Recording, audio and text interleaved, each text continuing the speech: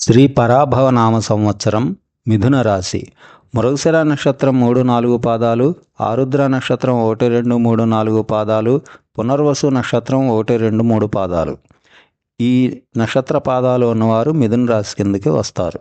వీరికి ఈ సంవత్సరం ఆదాయం 8, వ్యయం 11, రాజపూజ్యం 1, అవమానం 7. మిథున రాశి వారికి గత సంవత్సరం కంటే ఈ సంవత్సరం విశేష యోగాలు, లాభాలు, ఆనందాలు ఉన్నాయి. అన్ని విజయాలే. కీర్తి కూడా పెరుగుతుంది. ఉద్యోగపరంగా మంచిగా ఉంది. రాజకీయ నాయకులకు గుర్తింపు, పదవులు, అధికారం.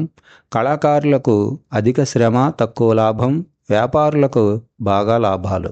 విద్యార్థులకు 90% బాగుంది. విదేశీ చదువుల పరంగా కూడా చాలా అనుకూలంగా ఉంది.